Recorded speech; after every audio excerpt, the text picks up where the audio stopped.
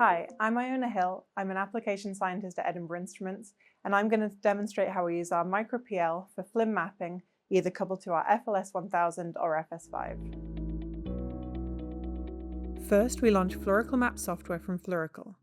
To do this, we go to Setup, then Microscope. So now we can put our sample under the microscope. Then, to prepare for brightfield imaging, we push our emission path selector in. This directs the light towards the camera rather than the emission fibers, and then we turn the microscope light on. In this demo, we're using a plant tissue section of Convallaria, also known as lily of the valley. To view our sample, we open the lifetime mapping window using the tau map icon at the top of the page. We first want to select the correct objective from the drop-down menu. In this case, we're using the 40x objective lens. We can then bring the sample into focus, as well as moving around the sample using the joystick of the microscope.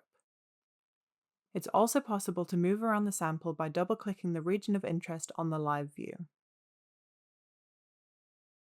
Next, we want to take an image of our sample. To do this, we can either build an image from the current field of view, or we can build a stitched image from a larger region. To do this, we start by moving to the top corner of our region of interest and select Set Start. Then we move to the opposite corner of the image and select Set End. Then click Build Stitched Image, and the image is taken between these 2 points.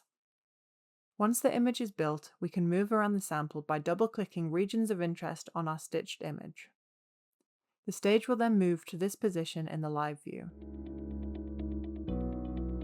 The laser gets mounted directly to the microscope, making it easy to switch between different lasers. Once mounted, we turn the laser on and select an appropriate repetition rate. It's good practice to keep the filter wheel all the way closed when turning the laser on. We now prepare the microscope for laser measurements. To do this, we turn off the microscope light. We insert an appropriate dichroic filter into the upper filter turret. This then gets turned into the light path. The role of this dichroic is to direct the laser light down towards the sample. Finally, we pull out the emission path selector, which directs the fluorescence down towards the emission fiber. The sample is now in focus and the microscope is set up for laser excitation. So we can now optimize the signal rate. To do this, in Fluoracle, open the signal rate window. First, check that the correct excitation and emission light paths are selected. In this case, we select TCSPC diode for an excitation path and hybrid PMT for emission path. We then select an appropriate emission wavelength for our sample. At this stage, we can also increase the laser attenuation by opening the filter wheel. The signal is further optimized by changing the emission bandwidth until an adequate signal is reached.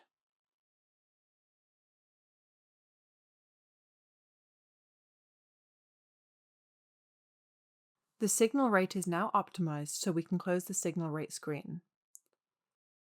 We then go to the MicroPL icon at the top of Fluoracle and click OK. This allows us to continue measurements in Fluoracle Map. In the Grid tab, we select the map region by dragging a box over the area we wish to analyze. The mapping spatial resolution can then be determined by defining the step size, either by the distance or number of points along an axis. For example, I will be using a step size of 1 micron in both the X and Y directions. In the Path Parameter tab, we can then check the settings for our map. This includes changing the laser wavelength, time range, channels, and stop condition. We can then click around the map and take single decays at different regions of our sample. This can also be done in a live view, where we see a live decay as we click around the sample. Once we are happy with our parameters, we can then start the map by clicking Start Map at the bottom of the page. You can follow the progress of the map as it runs. Firstly, on the top left of the screen, we see a false-colored image being produced of the PL intensity across the mapping area. The crosshairs on this image is the current map location. Next to that is the signal monitor screen.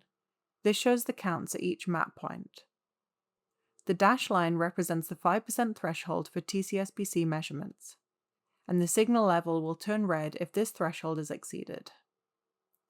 Below that is the current decay being taken at the current map point, and next to that on the bottom left is the last 20 decays that have been collected. Once the map is complete, we can click around the image to see the decay at different points of the sample. We can then run our lifetime analysis by going to the lifetime analysis icon at the top of the screen. Here we can decide if we want tail fit or reconvolution fit. We can set our thresholds, our range of fit, as well as the number of exponentials used for our fitting analysis. Then we hit OK, and the lifetime analysis runs.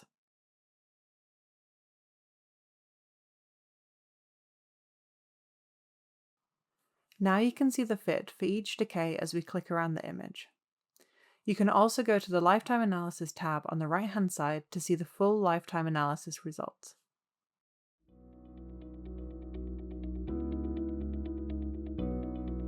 Finally, we can visualize our FLIM map. If we go to Analysis and Add Map Analysis, we can overlay false-colored maps onto our brightfield image. Here I've added the intensity-weighted average lifetime and peak intensity.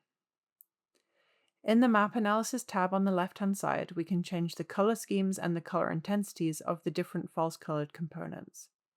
This way, we can visualize how the fluorescent lifetime and intensity changes across our sample of convallaria.